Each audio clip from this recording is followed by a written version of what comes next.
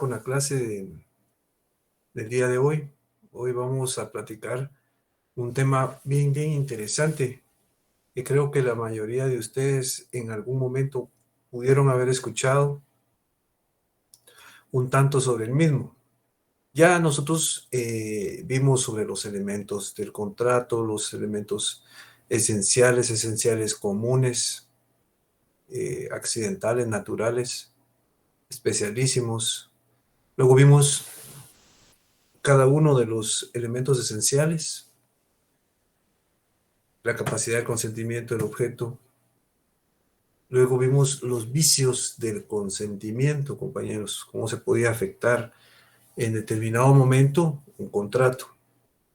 Luego vimos la forma que pueden tener los contratos y cómo de esa manera se les da una forma de conformidad como lo establece la ley. Posteriormente vimos lo que era la interpretación de los contratos.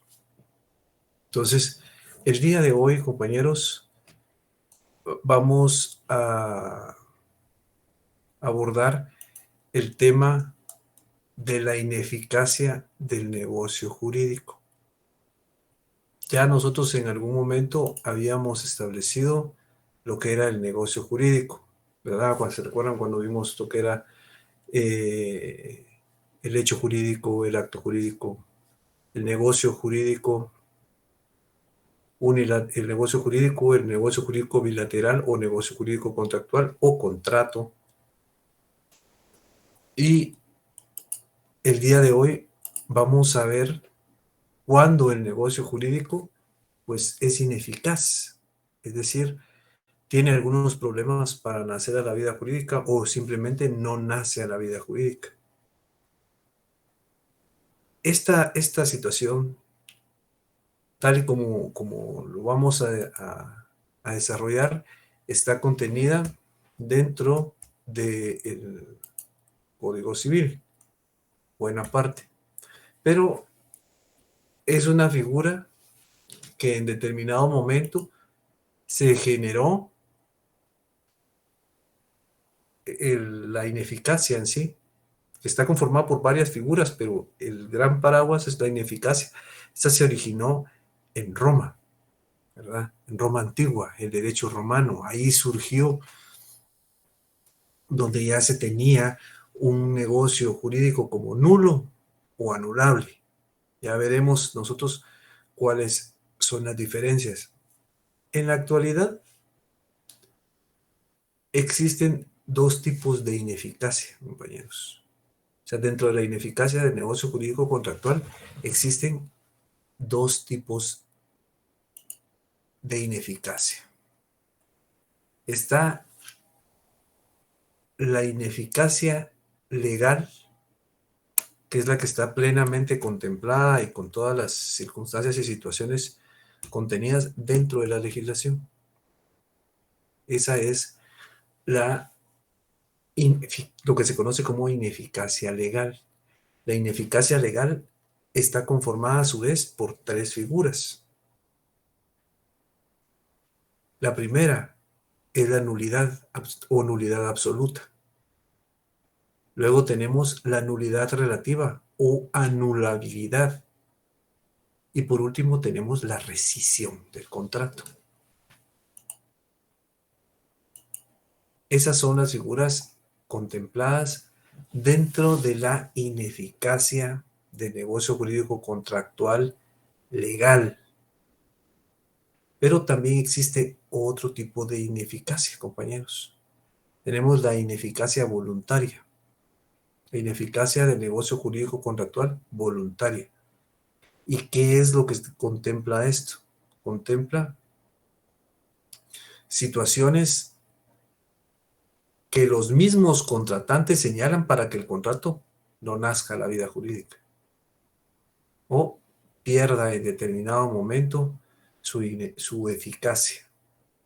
Es decir, estas figuras también se encuentran contempladas en la ley, pero para que entren en vigencia los mismos contratantes los ubican dentro del contrato. Por ejemplo, el hecho de que se establezca que si dentro de cierto lapso, en un arrendamiento, si dentro de, si se atrasa en el pago de tres mensualidades, no va no va a nacer a la vida jurídica el contrato, porque se dejará sin efecto. Se resuelve el contrato. Entonces, es decir, va a perder su vigencia. Pero eso lo están estableciendo los contratantes entre sí. Y viene la otra persona y lo acepta. Entonces, ahí los mismos contratantes lo están estableciendo dentro del contrato.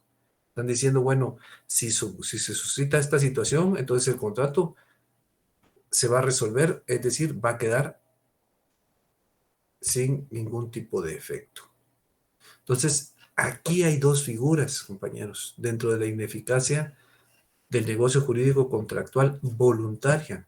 Hay dos figuras: la resolución y la revocatoria. Esas son las dos figuras que integran esta otra rama. Entonces, recapitulando brevemente, el negocio jurídico contractual o contrato puede ser ineficaz. Puede ser ineficaz y hay dos ramas: la ineficacia legal y la ineficacia voluntaria. La ineficacia legal es cuando está contemplada, todas las situaciones están contempladas dentro de la ley, no dentro del contrato. Entonces, está integrado por tres figuras: la nulidad absoluta, la nulidad relativa o anulabilidad y la rescisión.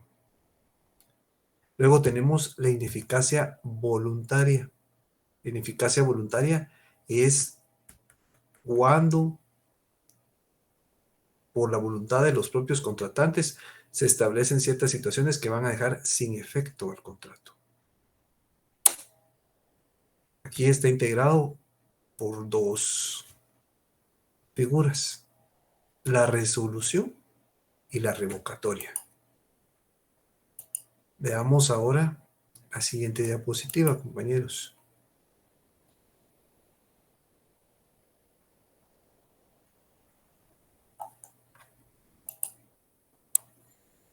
La siguiente diapositiva: nulidad absoluta.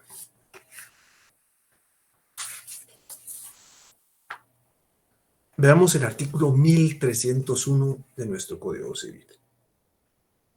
Dice el artículo 1301: hay nulidad absoluta en un negocio jurídico cuando su objeto sea contrario al orden público o contrario a las leyes prohibitivas expresas, y por la ausencia o no concurrencia de los requisitos esenciales para su existencia. Los negocios que adolecen de nulidad absoluta no producen efecto ni son revalidables por confirmación. Entonces, aquí yo resumía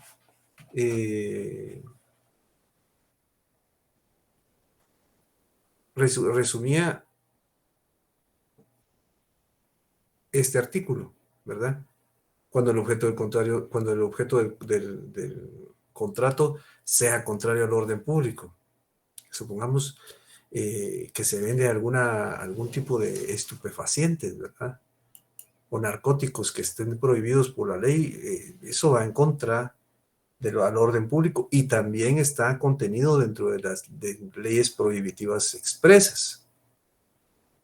Entonces, ahí el contrato no nacería a la vida jurídica. Imagínense un contrato de sicariato, por ponerles un ejemplo. Eso a todas luces va en contra del orden público y también está prohibido por la ley. Entonces, ese contrato desde ya no nace a la vida jurídica. Pero también hay otras situaciones, no solo con el objeto, es decir, con la realidad material del contrato. Hay otras circunstancias que también provocan en determinado momento problemas. Por ejemplo, cuando los requisitos esenciales no concurren. Nosotros vimos que los requisitos esenciales o elementos esenciales comunes de todos los contratos son la capacidad, consentimiento, objeto. Entonces, aparte del objeto, puede estar viciado, puede haber un problema en el consentimiento o en la capacidad. Vamos sobre el consentimiento.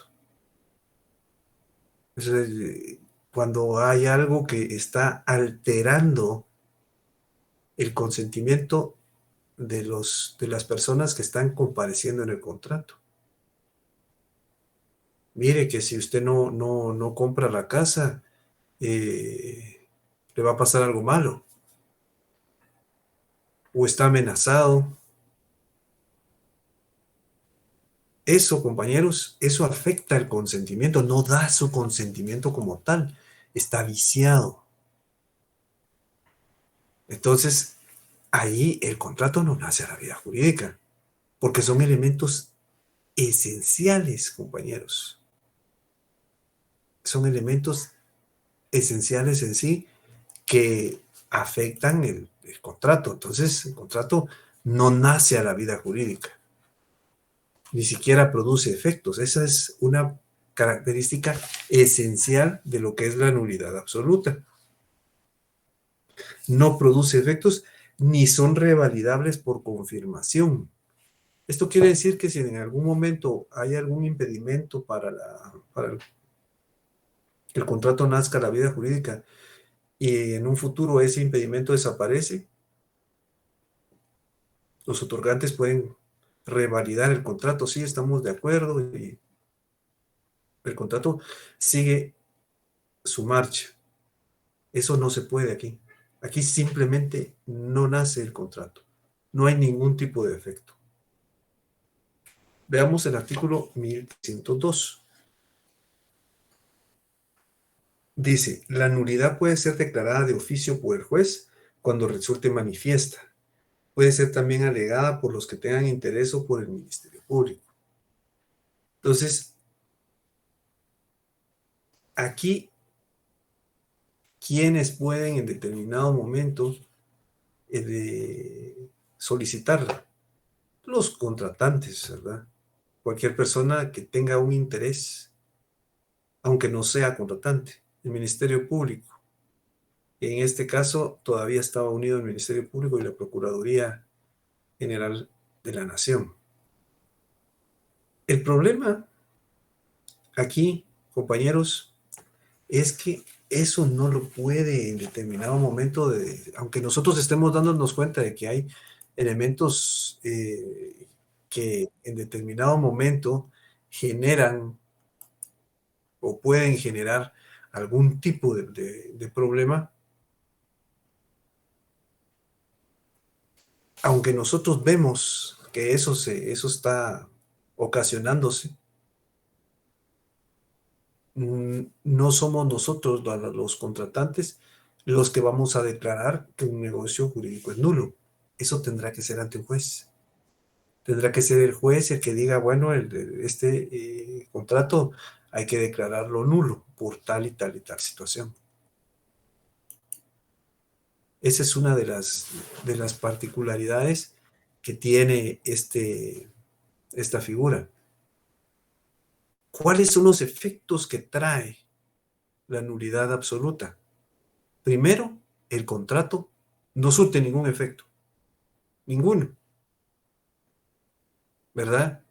Las partes no pueden revalidarlo, o los otorgantes no pueden revalidarlo. No pueden decir, bueno, entonces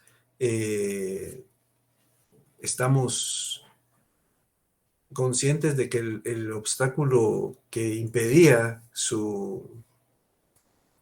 el nacimiento del contrato, pues ya no existe, entonces vamos a continuar. ya no es así. O sea, perdón, no es así, ¿verdad? No se puede. Entonces, ¿por qué el contrato no nace a la vida jurídica? Entonces no lo pueden revalidar, no se puede revalidar lo que no existe.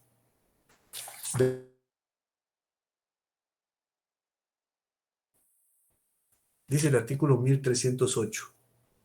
La nulidad, perdón, de una o más de las disposiciones de un negocio jurídico no perjudica a las otras, siempre que sean separables. La nulidad de la obligación principal lleva consigo la de las obligaciones accesorias, pero la nulidad de estas no induce la de la obligación principal. Entonces, la nulidad de una o más disposiciones de negocio jurídico no perjudica a las otras, dice, ¿verdad?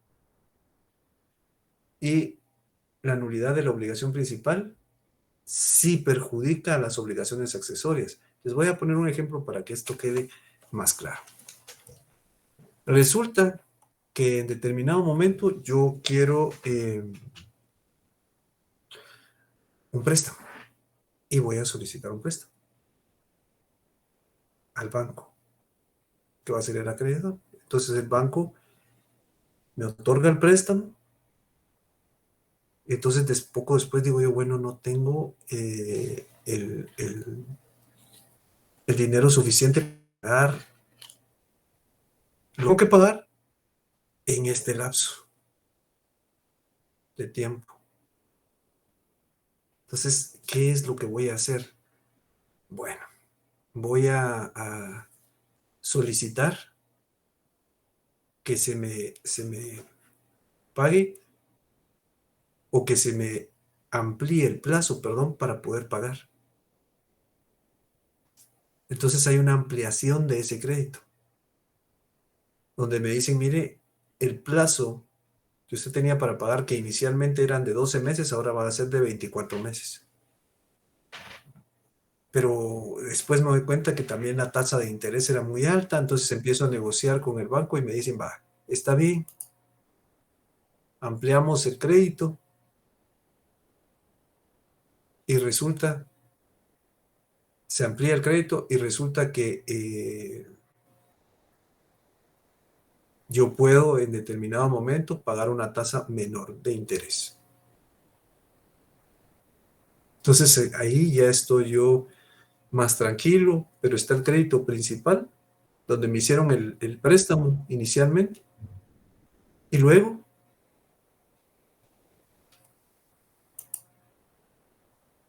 hay una serie de ampliaciones, una donde están ampliando el plazo, otra donde están ampliando el interés. Y puede ser que en determinado momento yo necesite más dinero y amplíen el precio. Sí. Si en determinado momento, en el contrato principal, donde está el préstamo originalmente, hay algún problema de los que aquí se establecen y este se declara nulo, todo lo demás es nulo. La ampliación del plazo, la ampliación del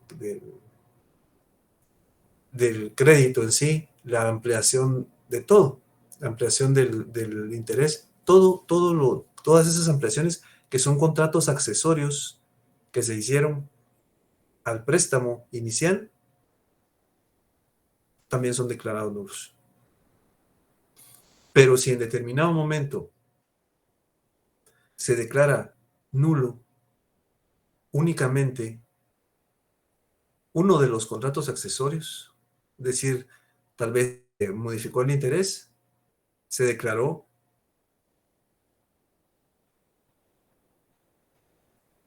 nulo.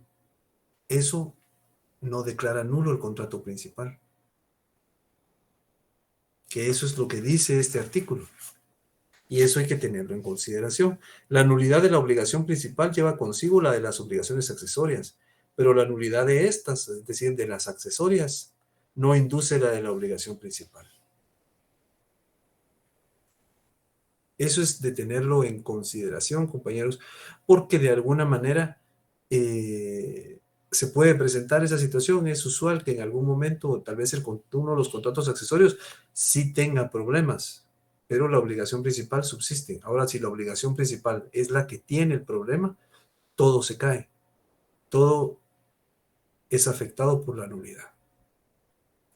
Veamos el artículo 1310, por favor, compañeros.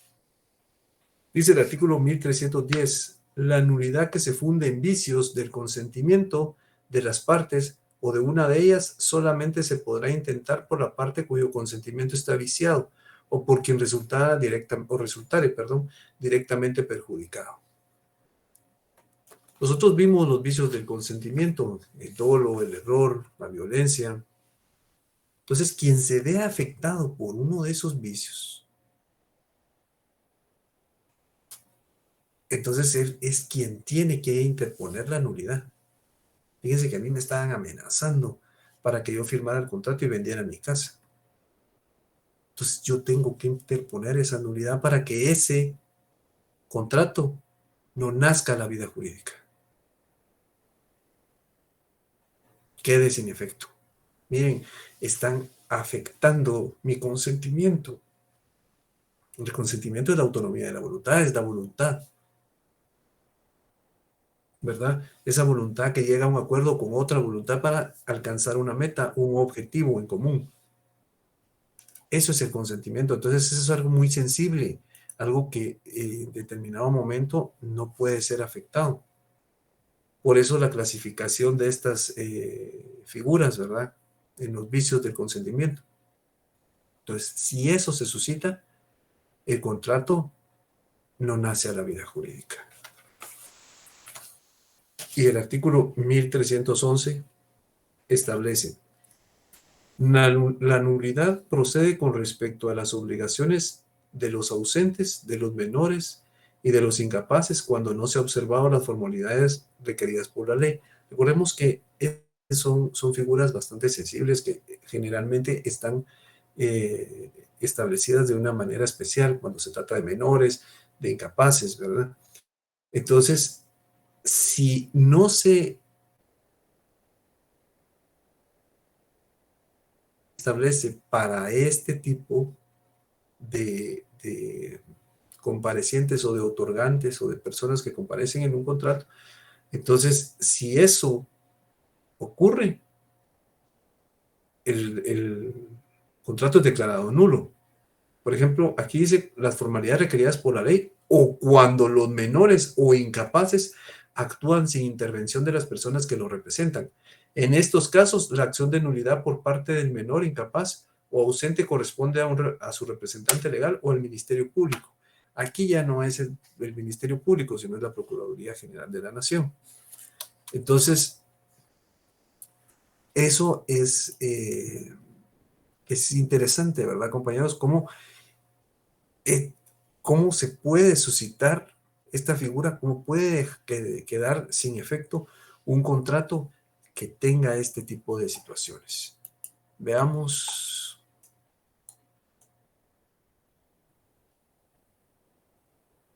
Vamos a tratar de...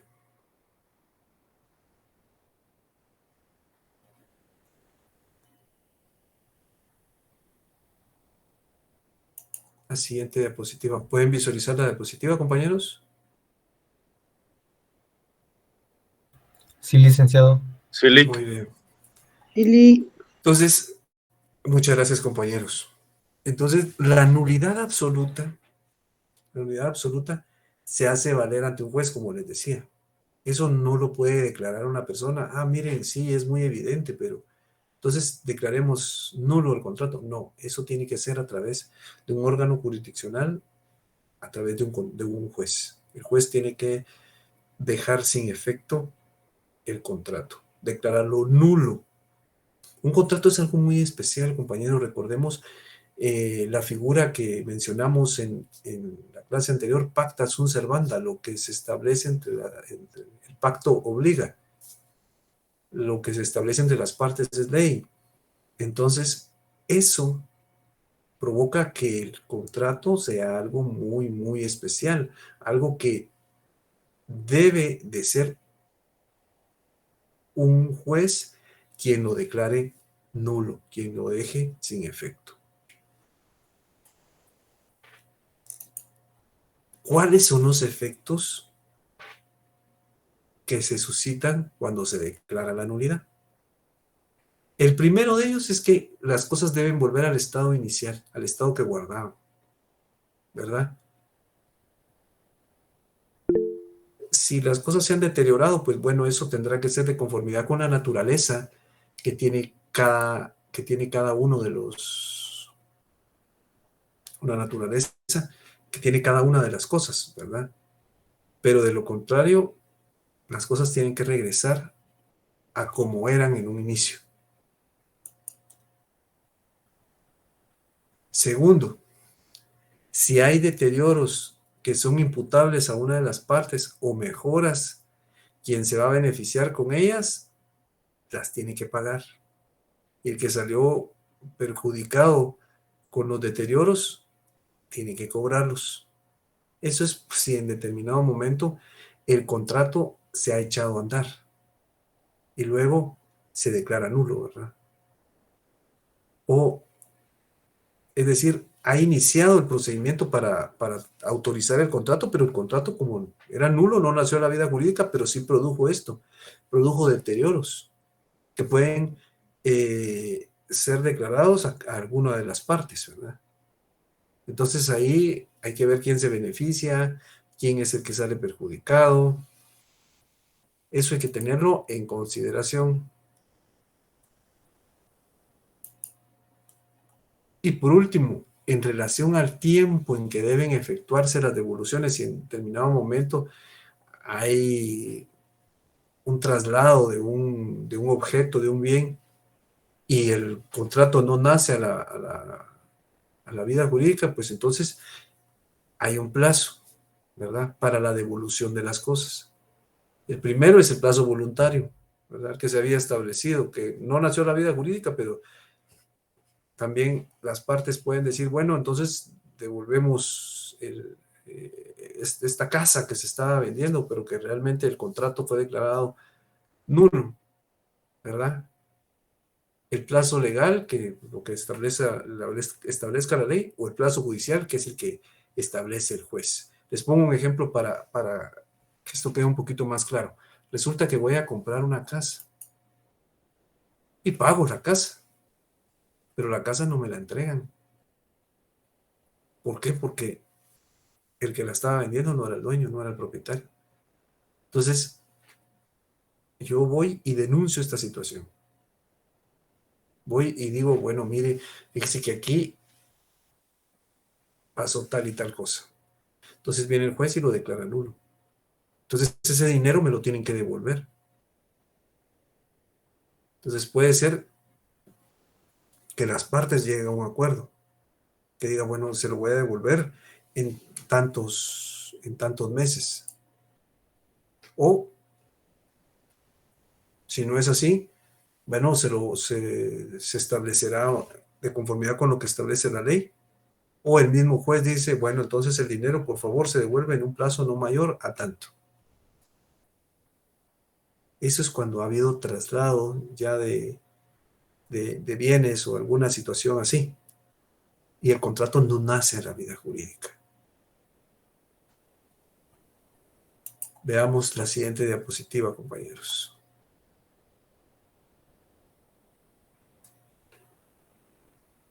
Fíjense que en la nulidad absoluta, las cosas, ya vimos, no nacen a la vida jurídica,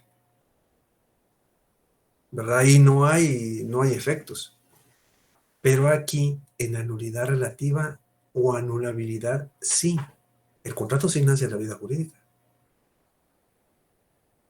Hasta que existe un pequeño problema, se detecta un problema, una de las partes lo denuncia y el contrato es declarado nulo. Por eso se le llama nulidad relativa, porque el contrato inicialmente sí nace a la vida jurídica. En cambio, en el otro no. En el otro nunca nace a la vida jurídica. El contrato es nulo desde su nacimiento. Entonces veamos el artículo 1304, por favor, compañeros.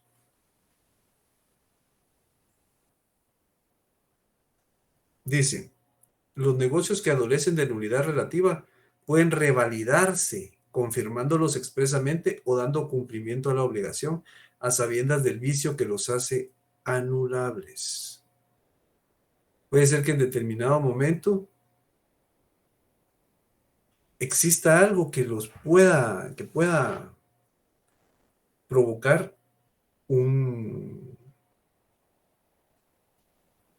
cierta nulidad, pero mientras tanto nace a la vida jurídica. Fíjense que si retrocedemos un artículo, podemos invocar un ejemplo. En el artículo 1303 dice, el negocio jurídico es anulable por incapacidad relativa de las partes o una de ellas o por vicios del consentimiento. Les voy a poner un ejemplo. Resulta que yo quiero comprar una casa para poner mi oficina.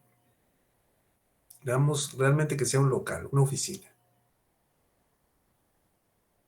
Y veo una cuadra en la cual hay una oficina, un local en la esquina que a mí me saldría muy bien porque está muy bien ubicado. Entonces lo compro. Pero resulta que la dirección y toda la ubicación que está consignada en el contrato no es la que corresponde a la esquina, sino es a la mitad de la cuadra.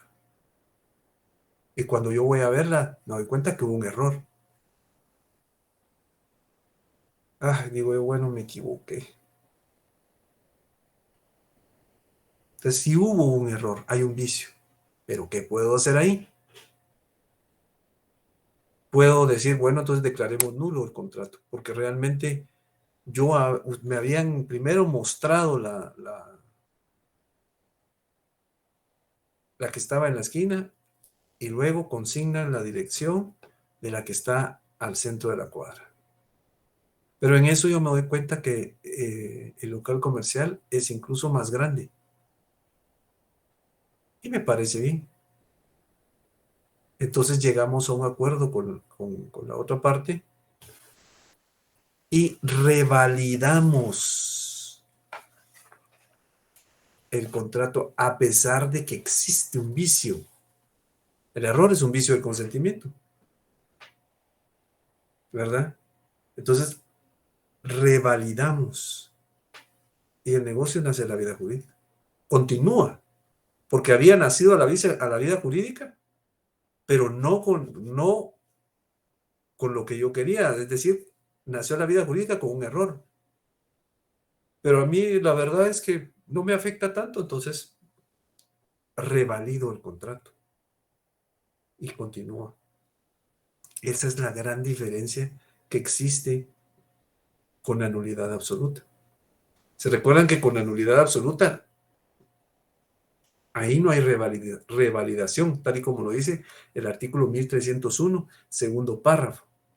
Dice, los negocios que adolecen de nulidad absoluta no producen efecto ni son revalidables por confirmación. En cambio, aquí sí.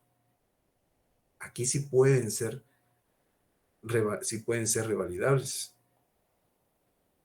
Entonces, ¿cuándo ocurre la nulidad relativa? La nulidad relativa ocurre si hay incapacidad relativa de las partes o de una de ellas, por vicios del consentimiento, como incide en la vida del contrato la anulabilidad, es decir, la anulabilidad en determinado momento puede afectar la vida del contrato porque el contrato nace a la vida jurídica, pero si en determinado momento uno de ellos no está de acuerdo, puede solicitar la nulidad relativa, ¿verdad? El acto o contrato con nulidad relativa puede ser revalidado posteriormente, puede ser confirmado por un acto posterior de las partes contratantes o en determinado momento esta confirmación puede ser expresa o tácita, tal como se los traslado yo aquí en la diapositiva. En determinado momento se puede renunciar a la acción de nulidad. Entonces, todo esto es bien interesante, compañeros, y hace de esto una figura bien especial. Hace de esto una figura bien especial porque sí se puede confirmar. No es como la nulidad absoluta.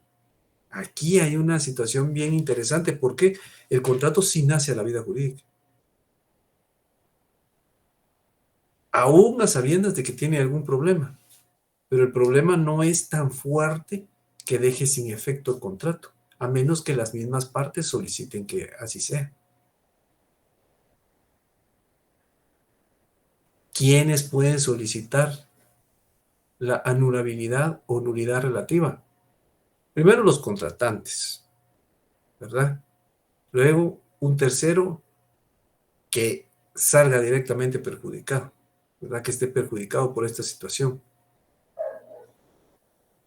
Si es por vicio del consentimiento, la persona que se ve afectada por este vicio es quien puede en determinado momento solicitar la acción de nulidad. Entonces, esto hay que tenerlo en consideración, compañeros. Veamos ahora el artículo 1306 del Código Civil. Dice, que era lo que yo les trasladaba dentro de la presentación, pero leámoslo aquí en la ley. La confirmación expresa o tácita de un negocio viciado de nulidad relativa implica la renuncia a la acción o excepción de nulidad. Es decir, si estamos confirmando el contrato, quiere decir que estamos de acuerdo. Entonces declaramos sin efecto lo demás.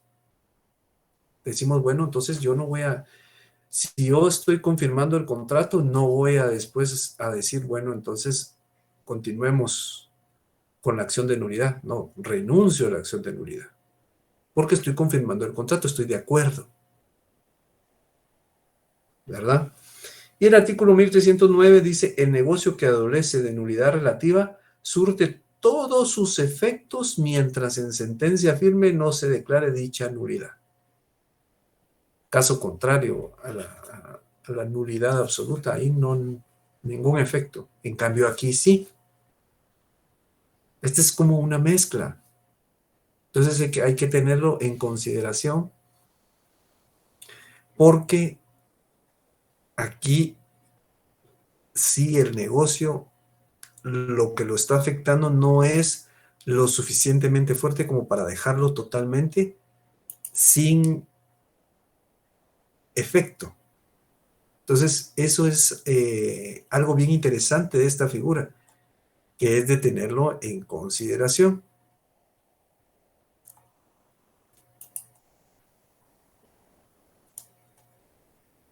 Ahora, tenemos